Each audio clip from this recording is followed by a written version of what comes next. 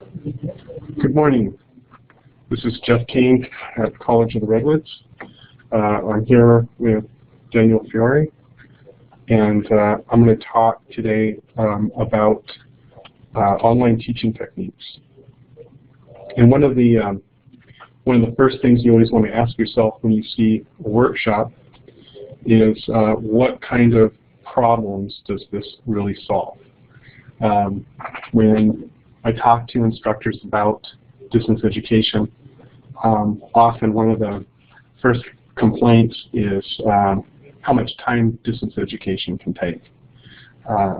Then also there's things like people are concerned about the lack of the human factor, the human presence issue.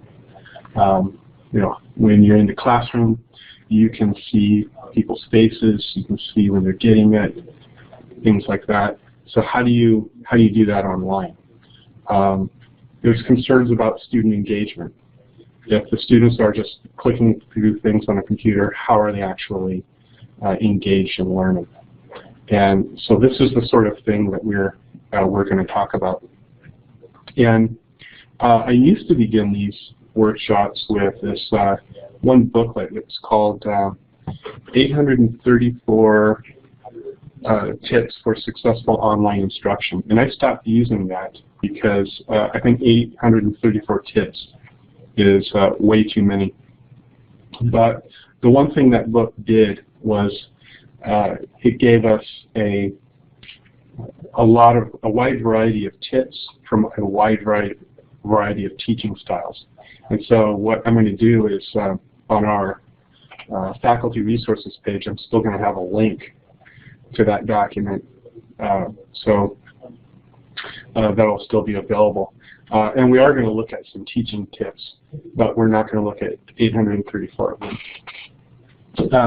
But then there's also the problem when you look at something from the teaching tips level is you can go online, you can find all these teaching tips, and if you're new to online learning, you might not know why a particular teaching tip works. As a matter of fact, even if you're a successful teacher, you often don't know, you often may not know why some of the practices that you do are particularly effective. And that's one of the things that I think is important, is to, if you have a handful of principles that you know create success, then you can sort out those teaching tips through those principles and your own teaching style. And you find things that are not only effective, but things that can save you time, which is a big issue. So one of those frameworks is called the 7 Principles of Effective Teaching. And the 7 Principles of Effective Teaching was written by Chickering and Gamson. And again, we'll have a link to that full article that they wrote way back in 1986. And what they did was they took 50 years of education research and narrowed down 7 practices. And that was all around face-to-face teaching. And then they continued that research with teaching online and with it teaching and learning with technology programs. So we're going to take a look at those seven practices. The 7 practices are encouraging student contact, encouraging cooperation or collaboration, encouraging active learning, giving prompt feedback, emphasizing time on task, so that's time management, communicating high expectations, and respecting diverse ways of knowing. So those are those 7 principles, and we're going to look at each one of those principles. So we're going to start out with encouraging student contact. This is one of those issues in online education, where a student enrolls in an online class. They get busy with other things, maybe even their face-to-face classes. And so what they do is they can sometimes wait a couple of weeks before they pop into the online class, and in some cases that can mean that they get dropped, or that they can be hopelessly behind if your class is one of those where people hit the ground running, and there's nothing wrong with that. What's interesting about thinking about these things, about encouraging student contact, is that when we originally did this workshop, I just had these blanks up here that said face-to-face and online, and we sorted out what worked online and what worked in the face-to-face class. And we pretty much found out that by talking about this, that they're basically the same things, right? So there's some few differences, and so we list those differences. But where it says face-to-face, it says emphasize office hours. In other words, that's letting the students know that you're available to talk with them at particular times. Encouraging email contact and beginning class with Q&A. So encouraging student contact can mean contact with you, and then encouraging email contact, and then beginning class with questions and answers. That can mean beginning the class with questions and answers about the material that they've read. So in other words, there's this student engagement in each class, not just a lecture. And then online, we like to encourage the faculty to include a photo of yourself. If you have a video up, if you have a photo, then you become a person, not the computer. So you're not the. Sometimes the students will kind of roll their frustrations up with technology and the instructor's name and the course all together, and then you'll hear that frustration in the email, and you see a lot of that go away if they know that you're an actual person with feelings and a mind yourself. The other thing that we do in our classes, and I'm talking about DE 101, is we create an introduction forum.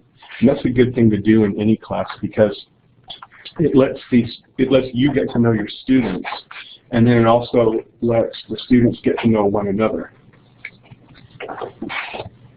Some other things that you can do is, giving your students some online office hours, and you can just say, that can be as simple as saying, hey, I'm going to be at the discussion forum at 8 o'clock on Thursday night, or it can go on to I'm available on Skype at a particular time, or that we're going to be using CCC Confer on a particular day. Now, any one of those technologies, the distance education department can help you learn how to use, and fairly quickly too.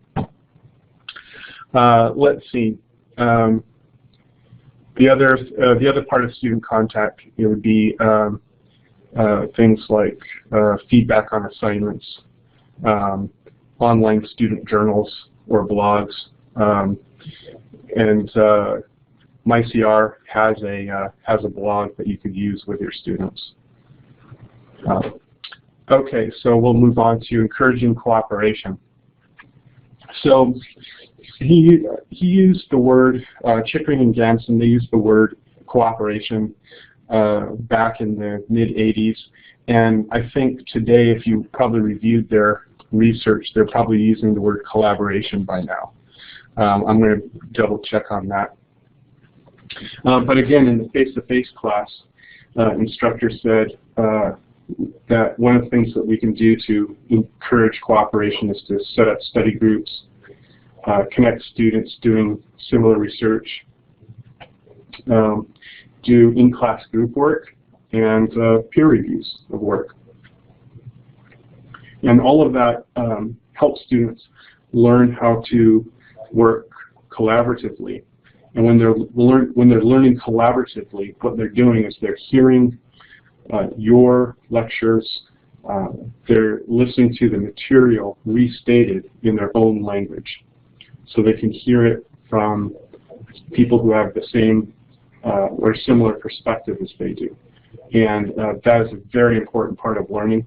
Also, when the students are working in groups, they have to put what they've learned in their own words and share it with others. And that's been shown by the research to be a very powerful learning moment. And so then, on the last time I held this workshop with a lot of teachers, we had experienced online teachers and people who are new to online teaching. And after we talked about it, we figured out that basically everything that you do in the face-to-face is the same as online. You want to do things like using groups, peer editing, requiring students to comment on one another's contributions, and that might be on assignments or discussion forums. And then you want them to do things like discuss the readings together. So they in their group they will discuss the reading and maybe address some questions, and then the class gets back together out of their groups and goes into a main discussion forum to share what their groups discovered in their conversations. So the point of that is that there's a lot of different ways to build discussion into your course design. And again, the distance education department will be happy to sit down and talk to you either face-to-face or over the phone to talk about those different kinds of discussion and course designs that encourage cooperation. The other piece is encouraging active learning. And what active learning is when the students get an opportunity to apply what they've already learned to new knowledge and then share it back. And it's similar to group work and collaboration, but active learning encourages the students to be engaged with not just one another, but with the learning material. So examples of that are in-class group work, round-robin discussions, and Q&A sessions in the lecture. The other things that encourage active learning are laboratory experiments, extended research outside of the classroom, and some of the things that I've liked using is analysis of real-world case studies and links with professionals in the field.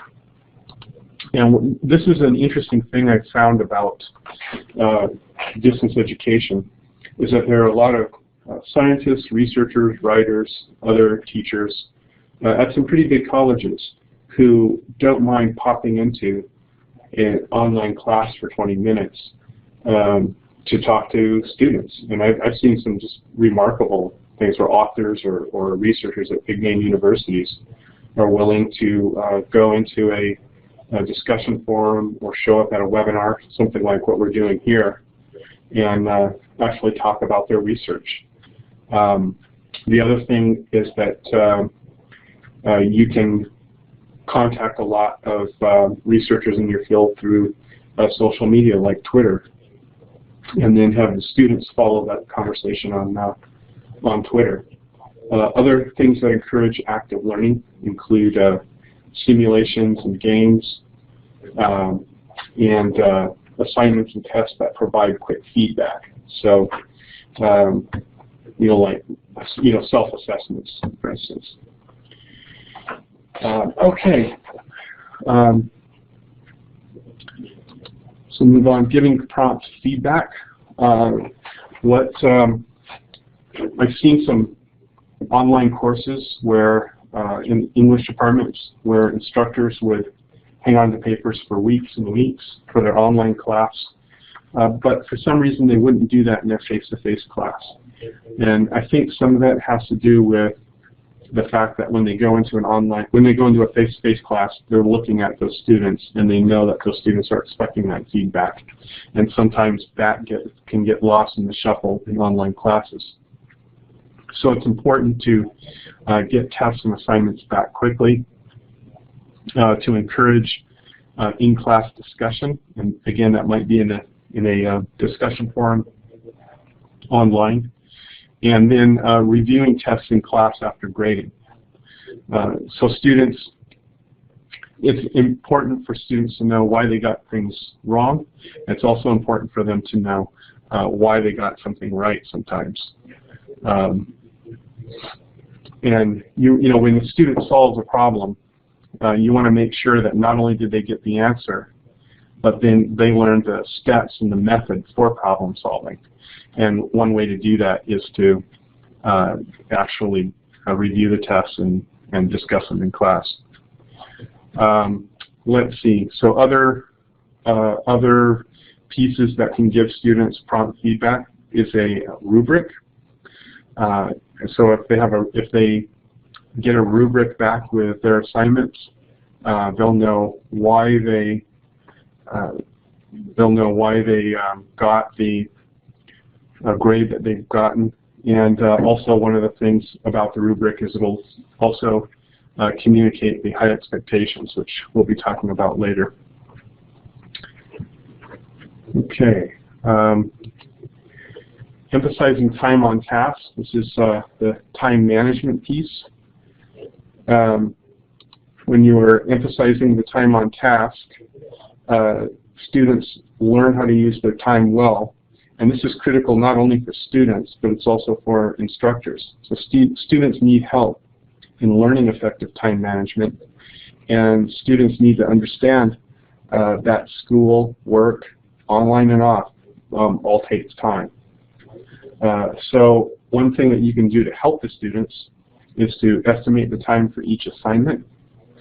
And if it turns out that you've got a learner who says, your estimated time says this, and it's taking me 3 times as long to do it, then that helps you diagnose some issues. And it might be with that student or with the assignment. The other thing that emphasizing time on task, some instructors grade outcomes, not attendance. So it's understanding that with this technology that students have the ability to be more flexible in their learning. But if that flexibility isn't there, make sure that you communicate your time expectations. And also just letting them know how long it takes to actually take a college course. That can be a piece that your students may not have. And so incorporating time management tips into lessons is also helpful. And then in the online class, most of that would be, that time commitment would be communicated clearly in your syllabus, whereas in the face-to-face course, you just tell them. Then the other thing that they found was that Chickering and Gamson, it's that if instructors expect more from the students, they generally get more back. And high expectations are important for everyone. For the poorly prepared, for those unwilling to exert themselves, and for the bright and well-motivated students. Expecting students to perform well becomes a self-fulfilling prophecy when teachers and institutions hold expectations for themselves and make extra efforts. So what are those, how do we make those efforts? Well, again, giving a detailed rubric, a detailed syllabus, and a verbal reinforcement of expectations, and incorporating time management tips into lessons. And then in the online, there's adaptive release syllabus. That's actually an actual tool from some learning management systems, and also including online behavior expectations. So some of that becomes, comes from the idea that students have learned for 12 years how to be a face-to-face students, and they may have little idea about what it takes to be an online student. And finally, I respect diverse talents and ways of knowing. And I like this, sometimes you'll hear it as learning styles, but respecting diverse talents and ways of knowing is a little less neurologically based. It's not making claims about the psychology of your students. It's just saying that putting varied modalities of communicating or teaching into your course is going to be helpful. So you're offering lessons that require visual skills, gaming or multimedia. Offer multiple, offer choices for assessments. There was the real eye-opener for me was this big university in Australia had a couple of English classes where the final product the students could choose to do a paper or a podcast. And what they found at that university was that there was nothing sacrosanct about a paper, but the students, when they were, putting together their podcast, they're recording basically recording an essay in some respects, had to use the same skills and got the same outcomes as students who wrote papers. So then offer chances for students to take leadership roles in groups. Some students don't want to be more involved in their learning. And then in the online world, we also have the opportunity to use multimedia lessons, tools like Articulate, and recording technologies like podcasting. And the Distance Education Department uses software and tools that we'd be happy to share with you and to work with you on. So that's basically Chickering and Gamson's materials there, and there are 7 principles. All of the practices you'll see had equivalence in the online world, and a lot of it was not even just equivalence, it was just one-to-one. And now we're going to take a look at a article that I've put together on my blog about some time-saving tips. So, in other words, now that we've got these 7 principles, which were encouraging student contact, encouraging cooperation, encouraging active learning, giving prompt feedback, emphasizing time on task, communicating high expectations, and respecting diverse talents and ways of knowing. We're going to take a look at, just very quickly, at 15 time-saving tips on my blog, and we'll just pick out a couple of them and see how they might fit into this. So I'm going to move us over to the internet. There we go. Okay. Okay, so this blog posting, its evolution has been kind of funny because I think when I first started it out back in 2004 or something, I think I had 8 time-saving tips. Maybe it was 10. And then in 2009, I got some updates, and then finally now it's grown to 15 time-saving tips for teaching online. And the cool thing about it is the other time-saving tips for teaching online have come from other teachers emailing me saying, hey, great list, but don't leave out this because this is important. Or when I said create a comprehensive syllabus, somebody pointed out, would email me and say, hey, your comprehensive syllabus should include the following things. So here are some of my favorite time-saving tips, and I encourage you here to please add to them. So if some of these make sense to you, that's great. If there's something missing, please let me know. But like one of the things that I think has been really helpful for us in our online orientation DE 101 is to include this welcome letter. And the welcome letter has, let's see if it'll, oh, there it goes. Okay.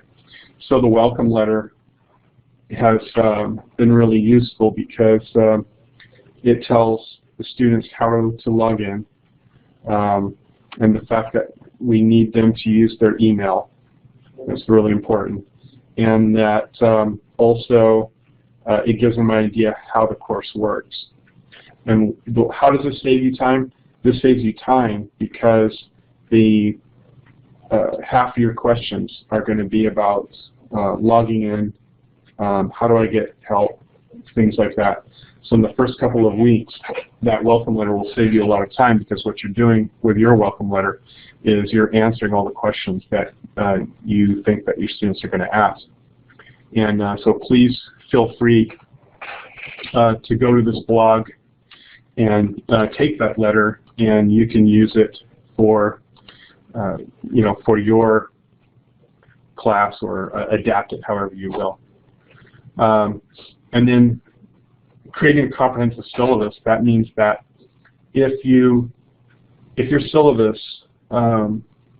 is comprehensive, easy to navigate, then the students you'll again have answered a lot of questions for your students.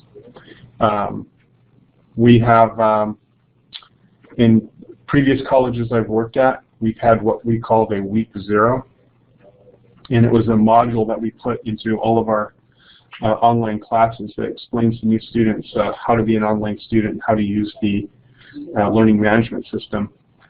I'd like to, we've been doing kind of a standalone version of DE 101, and I'm hoping that we can send out that link to faculty, and that would be helpful. Then the other piece is to use a syllabus quiz. So you have a comprehensive syllabus, and then you go ahead and create a quiz on that syllabus, and that will help reinforce the students' understanding of how your course works. So anyway, I'm going to let you take a look at this. I want to encourage you to go back to our faculty resources page, and I'll have links that go with this workshop to both Chickering and Gamson's essay, my blog, and some other resources that may be helpful for you as a new online teacher. So anything that you've seen in this workshop that you would like to utilize or work on in your class, please contact us, because we are more than happy to help you out. If you feel like your course needs some streamlining or something's taking too much time, and whether that's building tests or just figuring out better ways to communicate with your students, let us know, because we have a lot of tools and methods that we think can help you out. So again, this is Geoff Cain, and I'm at 476-4305, and also available by email.